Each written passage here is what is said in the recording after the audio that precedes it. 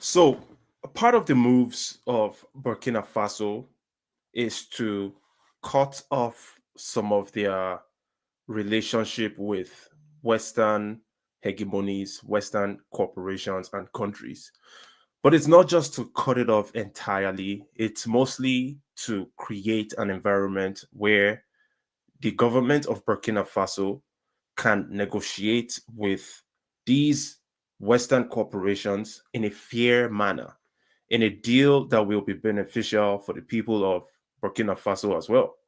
Because these guys have been performing their mining operations for decades and they've made tons of money in the process while the people of Burkina Faso remain poor. So it's noble what the government of Burkina Faso is doing. The company that you have on the screen is called Fortuna Mining.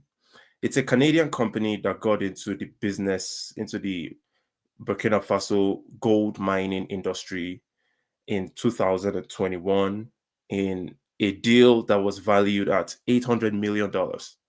Eventually, in 2025, Fortuna has been kicked out of Burkina Faso in a deal that was solidified at $130 million. So, what that means is that they got into the business in 2021 for $800 million. 4 years later, 2025, they are getting out of the deal for $130 million. So it's a loss for Fortuna.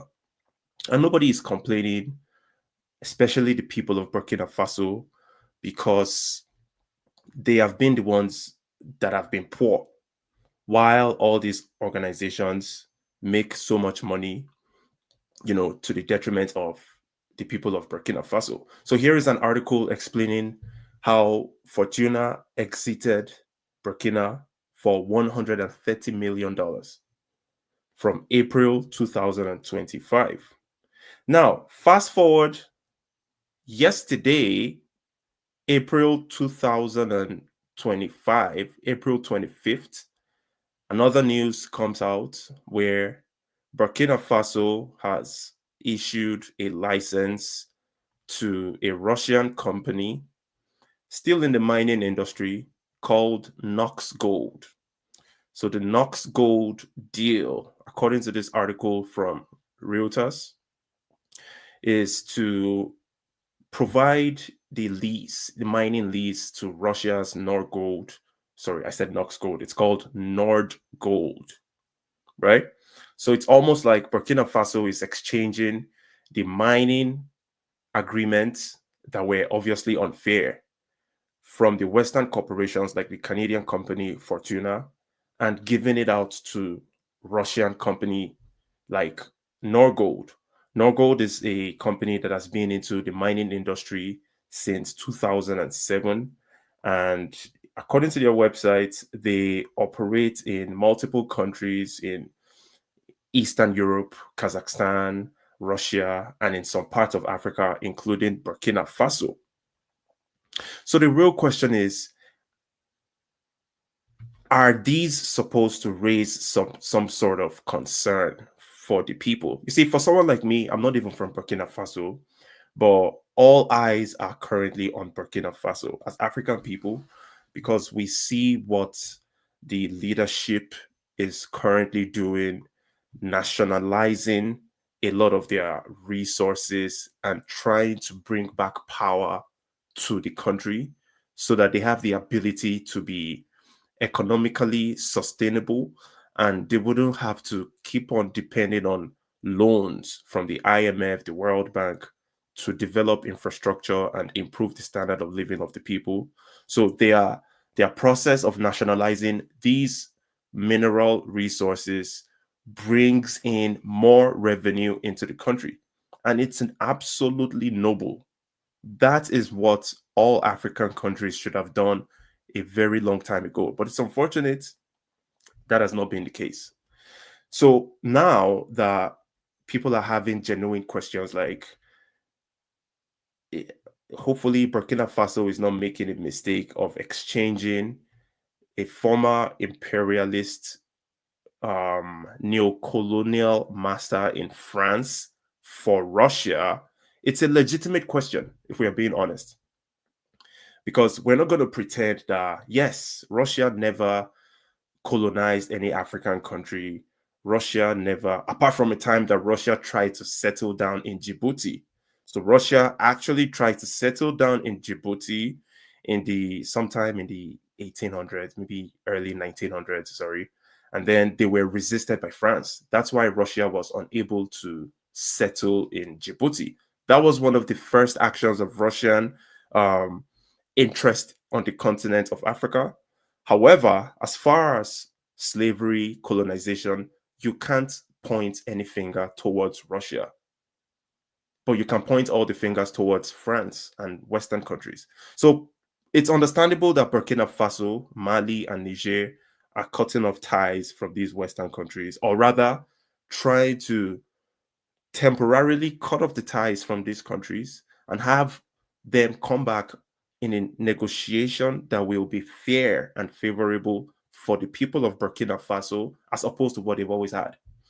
And you think about the shift in alliances since 2022 when, Burkina Faso started distancing itself from France. And then Russia jumped into the picture, started providing military support. So you have all these drones that the Burkina Faso military uses to fight against insurgency and terrorists provided by the Russians after the French were kicked out, rightfully so, because the French relationship was parasitic. That's what it was with Burkina Faso. And then the fact that the French government, led by Emmanuel Macron, extremely arrogant, still kept on pushing the neo-colonialist mentality, telling Burkina Faso that they need to be grateful for what they have done for Burkina Faso, which is a slap on the face of the people, right? So these are the reasons why Burkina Faso slowly shifted to Russia, but people still have legitimate concerns when they ask questions about, hey, I hope you're not going to exchange yourself. You're not going to exchange a colonial master for another colonial master. Legitimate question. But then again, if we go back to these mining issues, once the Western mines were kicked out of Burkina Faso, the mine operators and the contractors, um, like I said, they weren't kicked out on a permanent basis. They were kicked out temporarily so that they can go back and re-strategize on how the negotiation would be, come back on a fair negotiation deal that would be beneficial for the people of Burkina, not just the French or the Western companies. And then you have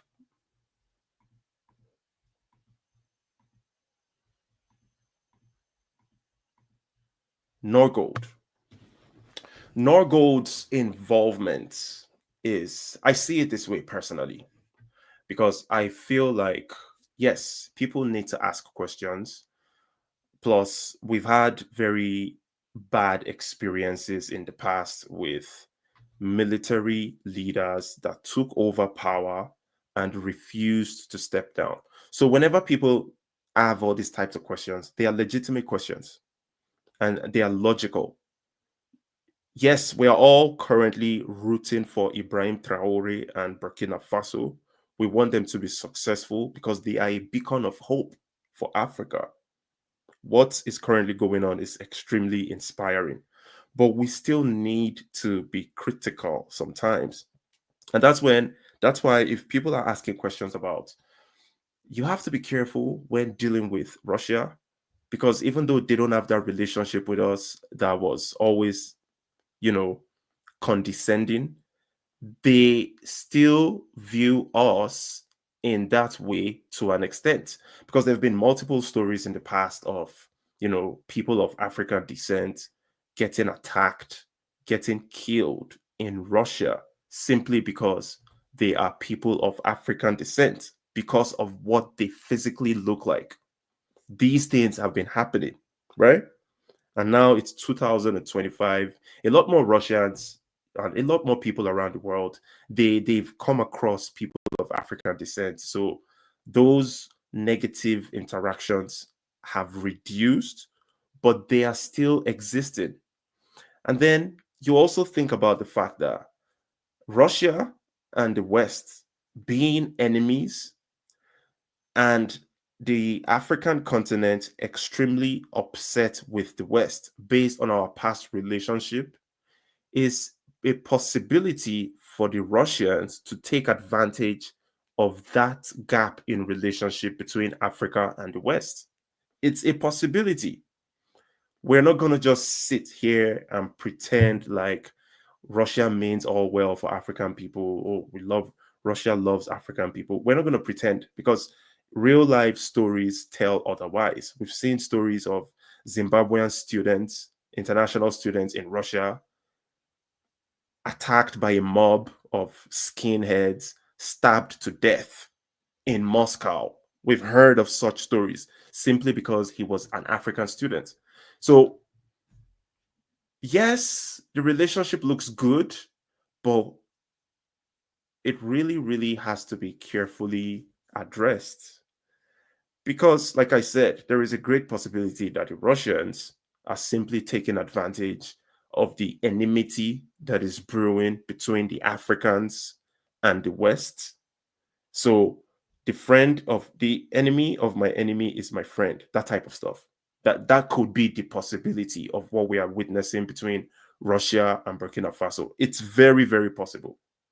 Secondly, Russia is not going to, we're not going to pretend like Russia is holy, right? They have some moves too as a country. The Russian Federation, yes, they haven't enslaved African people. Yes, we've not had that negative relationship for the longest time. But the Russians, we're not going to pretend like they don't violate some laws that they weren't supposed to violate. You don't have to be a fan of Russia or Ukraine, but if you're logical and you critically analyze the Russian-Ukraine situation, Russia invaded a sovereign country and is forcing them to bend to their will. That in itself is not entirely moral. So we are not going to pretend like Russia is this moral country just because we are currently enemies with the West. Doesn't mean that Russia absolutely loves us. It's like, you find a lot of people, they get married and have kids with individuals from a different race group that actually hate them. But in their minds, you're like, oh, I lay down with this person from another racial group. So there is no possibility that person hates me. We even have a child together. But you'll be surprised that some people, it's the way the mind of people works. People would lay with you even though they hate you, and they would have kids with you. It happens all the time in the world. So I hope that analogy makes some sense. But the bottom line is, we're rooting for Burkina Faso. Ibrahim Traore is currently getting all the love. Me personally, I wake up in the morning, I pray for this guy to be successful, because he is a serious beacon of hope for African people. He's doing absolutely great things in Burkina Faso. But they still have to be careful in their relationship with Russia, their relationship with China, or any other group, because all these guys, they've proved to us time after time that the best friends that African people can have are their fellow Africans. But with that being said, at the same time, those minds that were taken from the people, from the Western companies, they have to be operated by someone, because the Burkina Faso people don't necessarily have the technical know-how or the experience or the equipment. They don't even know how to operate some of those equipment that work in those mines to bring out the gold. So they need people that have the expertise, the experience to come through, take over the operation of these mines, while the local people of Burkina Faso are getting trained to be able to take over when the time is right. Right. So yeah, honestly, world politics, geopolitics is a very difficult thing to manage. It's easy to criticize from the outside, especially if you're not that person making the decisions. But the truth is, sometimes you just have to make a move that might be temporarily detrimental, but on the long run, it will be beneficial for you and your society.